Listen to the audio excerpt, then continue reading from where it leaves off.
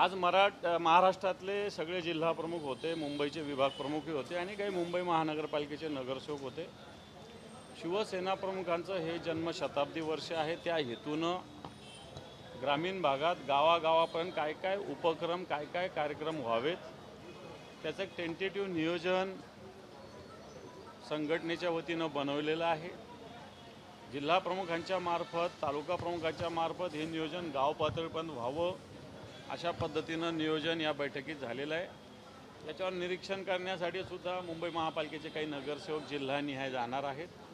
मला असं वाटतं शिवसेना प्रमुखांचा जो विचार आहे, बरेच जण नुसतं शिवसेना प्रमुखांचं नाव घेतात, मोठे फोटो लावतात, शिवसेना प्रमुखाच्या नावाने खोट्या घोषणा करतात, फक्त होर्डिंगपुरतं ठेवतात, परंतु खऱ्या अर्थानं शिवसेना प्रमुखांचे जे स्वाभिमानाचे विचार आहे हे विचार सर्वसामान्य माणसापर्यंत आणि विशेषतः तरुणांमध्ये मोठ्या प्रमाणावर न्यावेत यासाठी खऱ्या अर्थाने या बैठकीचं आयोजन होतं।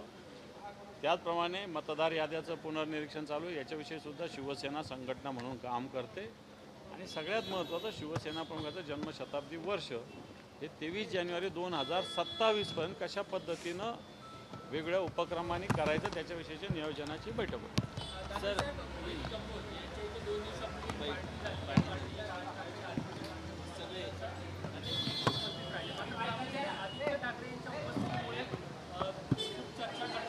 सोशल मीडियावरती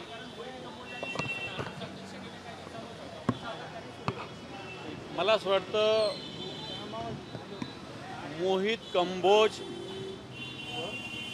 भारतीय जनता पार्टी म्हणून ज्या वृत्तीनं काम करतात त्याला आमचा विरोध आहे। मोहित कंबोजला व्यक्तिगत विरोध असायचं काही कारण नाही।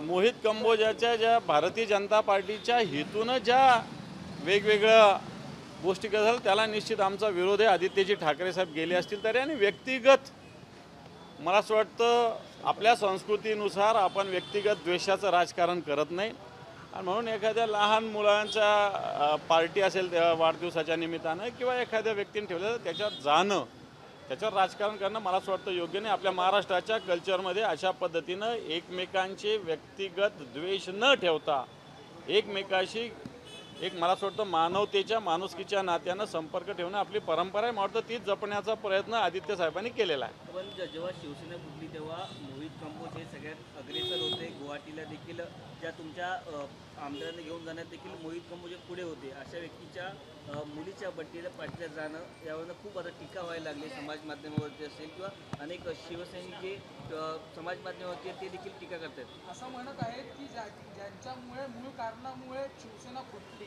त्यांच्याच म्हणजे एकंदरीत चांगल्या कार्यक्रमाला जाणं म्हणजे हे पहा, मोहित कंबोज का एवढी मोठी व्यक्ती नाही की जी शिवसेना फोडणारी आहे। त्यामुळं मोहित कंबोज एक व्यवस्था करणारा व्यक्ती आहे। व्यवस्था आदित्य साहेब जरी त्यांच्या इथं गेले असेल तरी लगे मोहित कंबोज फार चांगला फार मोठा आहे असं मी मुळीच म्हणणार नाही। एक व्यवस्था करणारा असा तो व्यक्ती आहे। पण ज्याच्यासाठी केलं होतं आज त्यांचे आणि भारतीय जनता पार्टीचे संबंध कसे हे पण तुम्ही बघून घ्या ना जरासं। आज ज्यांच्यासाठी गुवाहाटीला ज्यांना नेलं होतं, सुरतेला ज्यांना नेलं होतं त्यांचं आणि यांचं काय ते जरा तपासा। मोहित कंबोज की बच्ची की बर्थडे पार्टी में जब आदित्य ठाकरे पहुंचते हैं सोशल मीडिया और मीडिया से इस पर टीका शुरू हो जाती है। जिन्होंने अपनी पार्टी को तोड़ा, जो उसमें अगुवाई कर रहे थे, जो गुवाहाटी लेके जा रहे थे विधायकों को, उनकी बर्थडे पार्टी में जाने की क्या नौबत आपकी नेताओं का? ये देखो, छोटे बच्चे के बर्थडे पार्टी में जाना ये कोई गलत नहीं है।